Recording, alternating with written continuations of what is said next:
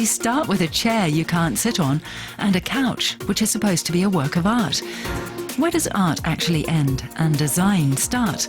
Arts.21 visited the U.F.O exhibition in Dusseldorf to find out. This is an exhibition that raises an interesting question. Take this chair. Is it art or design? When does art become design? And when does design become art?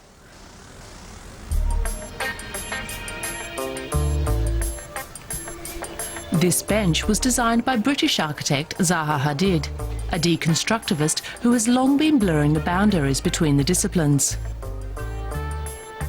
Ron Arad is another who likes to play with form and function. So is he a designer or an artist? The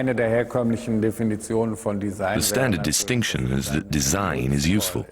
It's about creating things that you can use that serve a purpose. In the past, we tended to think that works of art didn't serve a purpose. They might have a meaning. It's not that they're meaningless, but they don't need to serve a purpose beyond the expression of individual aesthetics. These days, this definition has been superseded.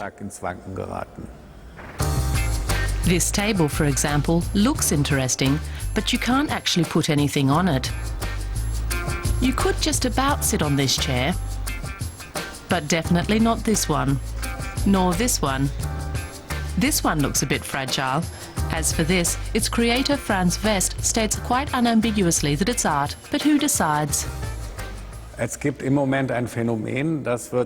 moment we're seeing a phenomenon that's very much market-driven, and it's what we call design art. Design objects that can also be perceived as art. It's partly to do with auction houses and major gallery owners who have begun exhibiting work by designers. But that's really just the thin edge of the wedge. Artists have started exploring design, furniture and so on, and vice versa. Designers have also started taking more of an interest in artistic tools.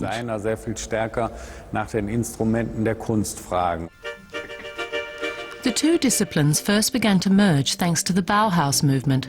One of its principles was a fusion between fine art and applied art.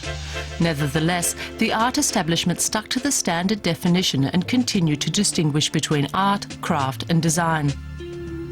But increasingly, creativity defies pigeonholing. Take the work of Australian Mark Newson.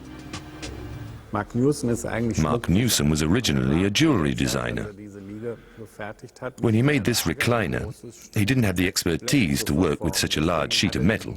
So what he did was piece it together from relatively small parts, using rivets.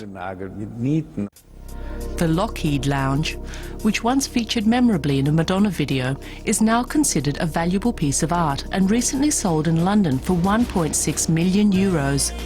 That makes it the world's most expensive piece of work by a living designer.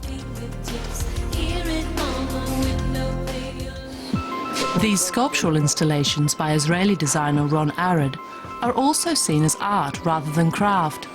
Unlike Mark Newson, he doesn't actually make them himself. He employs craftsmen to realise his ideas. He says he's happy to defy categorization. I do architecture, I love sculpture, I love design. So no discipline refers to no membership card to any of these disciplines.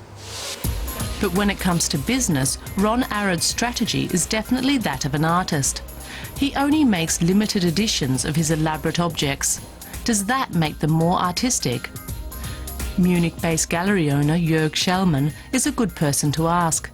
He's exhibited limited edition furniture designed by famous artists such as Donald Judd and Liam Gillick. We wanted furniture that could be used, so that's what we asked the artists to come up with.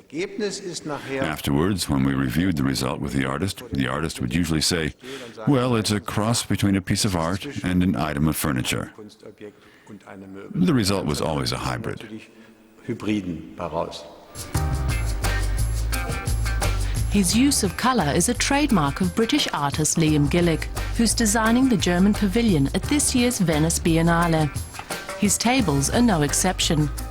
One of them is here on show in Dusseldorf.